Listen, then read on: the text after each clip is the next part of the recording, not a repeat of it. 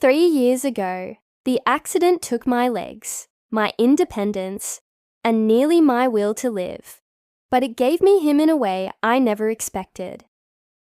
First, thank you to my incredible subscribers. Your support lets me tell stories that dig into the messy raw corners of life.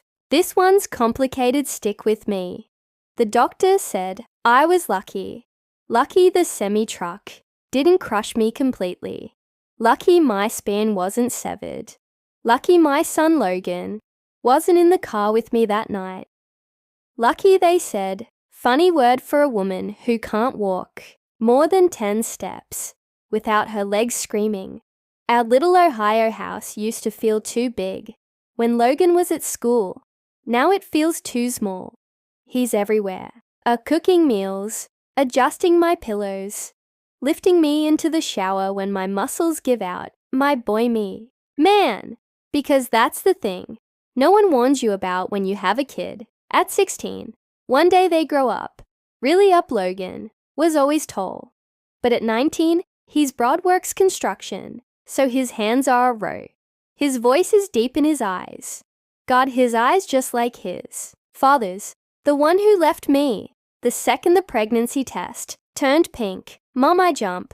Logan stands in the doorway, holding a bowl of soup. You didn't eat lunch. I wasn't hungry. You never are. He sets the bowl on my nightstand, frowning. Your legs spat today. Don't answer. He knows he always knows, without asking. He sits on the edge of my bed and rolls up my sweatpants. My breath hitches. The scars are ugly. Twisted skin-jagged lines from the surgeries. Jay's fingers hover. Can I nod. The first touch is clinical, kneading the stiff muscles around my knee. But then his thumb finds a knot near my inner thigh, and I bite my lip. You're tense. Hemorrhagers. You have no idea. He carefully adjusted my blanket to make sure I was comfortable.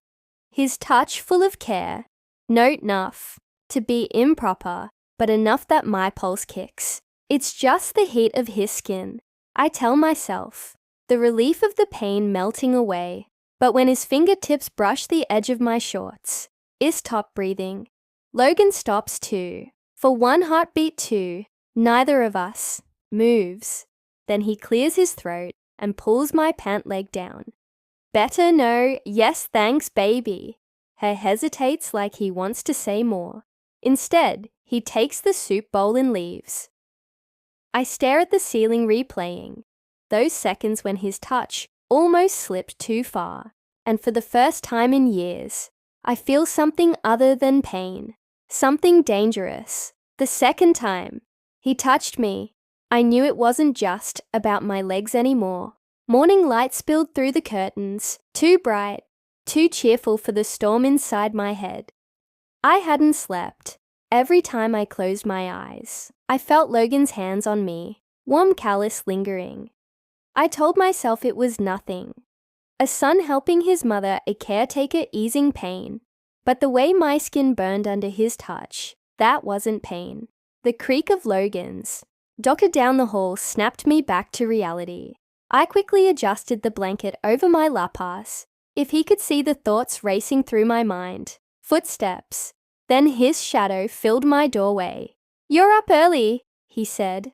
Voice rough with sleep. He was shirtless, sweatpants slung low on his hips, or a tattoo curled over his ribs. Something he'd gotten last year, without asking me. I forced my eyes away, couldn't sleep Lex again. No you, I nodded. Logan sighed and walked in, sitting beside me, like he had the night before, without asking. He pulled the blanket back and placed his hands on my bare calf. I flinched. Sorry, he muttered. Cold hands, but it wasn't the temperature that made me tense. It was the way his fingers pressed into my skin, slow and deliberate, like he was memorizing. The shape of me. You're tight everywhere, he murmured. I swallowed hard. Last night I could pretend it was an accident, but now in the daylight there was no denying how he massaged the tightness in me muscles, carefully focusing only on relieving the pain. How his palm slid up the back of my thigh. Elegant relax, his voice was deeper than usual. You need to relax. Let your body rest. I wasn't fighting the massage. I was fighting this, the way my body reacted to him, the way my breath hitched when his fingertips grazed the edge of my shorts, the way my stomach tightened when I caught him looking at me, not like a son looks at this mother, like a man looks at a woman. My knock at the front door shattered the moment. Logan jerked back. You expecting someone? No. He stood, muscles flexing, ashy stretched. I'll get it. I exhaled shaky. My skin still tingled where he touched. Voices carried from the living room. Mrs. Whitmore, our nosy neighbor, asking if we needed anything from the store. Elegant's polite refusal, the door closing. When he returned, his expression was unreadable. Think she suspects? He asked. My heart stopped. Suspects? What is smirked that we never paid her back for the casserole dish she brought last month? I forced a laugh, but my hands trembled, because for a second I thought it meant us. That night, rain lashed against the windows. The storm knocked out, the power plunging the house into darkness. Logan lit candles, their flickering glow, painting shadows across his face. He sat beside me on the couch close, enough that I could feel the heat radiating off him. You cold? He asked, no liar. He draped a blanket over us, anyway. Our legs brushed beneath it. Neither of us moved away. The wind held outside a tree branch scraped against the roof like fingernails. Then his hand found mine. Not an accident. Not a casual touch. His fingers laced through Minarif, and sure I should have pulled away. I didn't, in the candlelight. His eyes looked black, a warning, a question. A plea? The electricity came back on with a sudden hum, flooding the room with light. We sprang apart like we'd been burned. But the current between us, that didn't disappear. One kiss, that's all it took to break us and remake us into something we weren't supposed to be. The power outage changed everything. And for 3 days, after that night on the couch, Logan and I moved around each other like strangers, polite, careful, hungry. I caught him staring at my mouth when I spoke. His hands lingered when he helped me stand. Once I turned too fast and found him inhaling the scent of my hair where it had brushed his shoulder. We were a lit fuse. And then the explosion. It happened on a Tuesday. Logan had just gotten home from work, smelling like sweat and summer heat.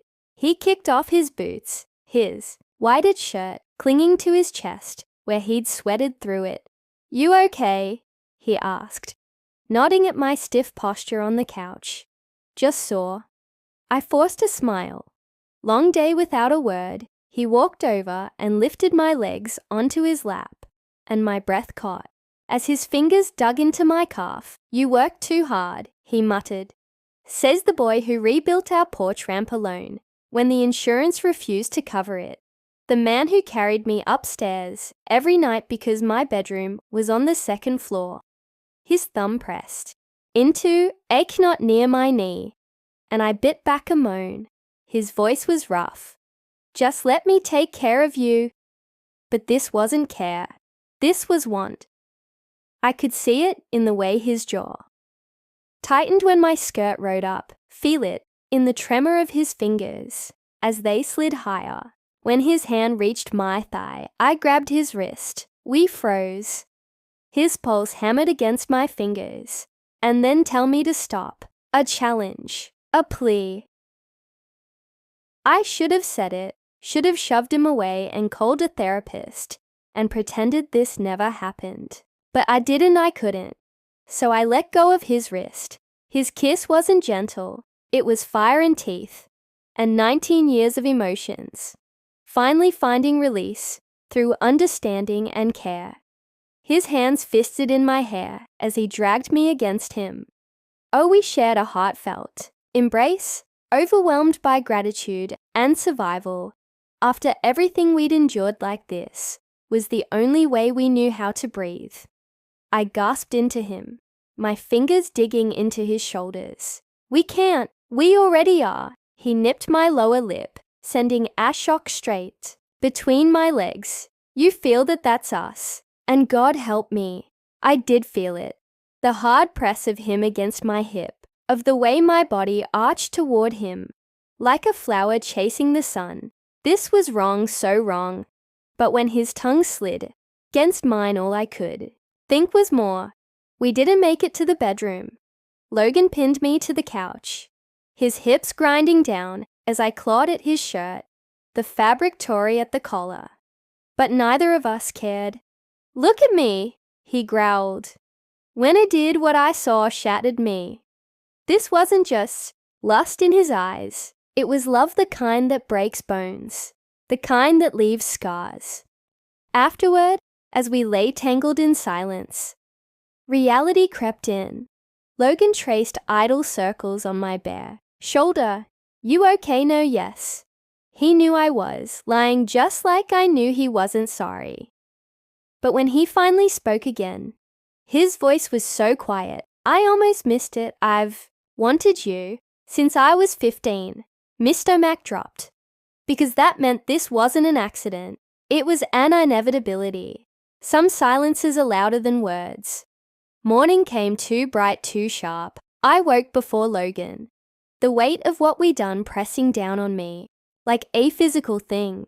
The sheets still smelled like him, like sweat and sawdust, and something unmistakably male. My son, Miss Strength, the person who stood by me when no one else did. God, what had we done? He found me in the kitchen, staring blankly at the coffee maker. Hey, he murmured, voice rough with sleep. I couldn't look at him, couldn't bear to see the tenderness in his eyes, of the tenderness that should never have been there. Mom, a hand on my shoulder. Warm, familiar, wrong. I flinched away. The hurt that flashed across his face cut deeper than any knife. We spent the day orbiting each other like distant planets. Him trying to catch my eye, his fingers brushing mine every time he passed me something. Me pulling away, building walls with every quiet thank you. And please pass the salt by dinner. The tension was thick enough to choke on. You're punishing me, he finally said, pushing his plate away. I'm protecting us from what? From this, my voice broke. From the way people would look at us if they knew, from the shame that will eat us alive if we let this continue. His jaw tightened. I'm not ashamed. You will be. That night, I heard him pacing his room. The floorboards squeaked under his weight. Each step, echoing through the thin walls. Then silence. My door clicked open.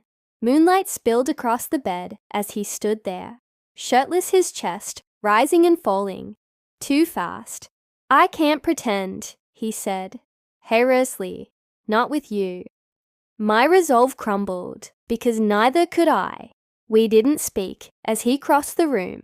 Didn't need to. Every touch, every glance, every ragged breath said what words never could. This was our undoing, and we were diving in head first. 1 year later, the neighbors still talk about how close we are. Such a devoted son, Mrs. A. Calloway says at the grocery store, always taking such good care of his mother.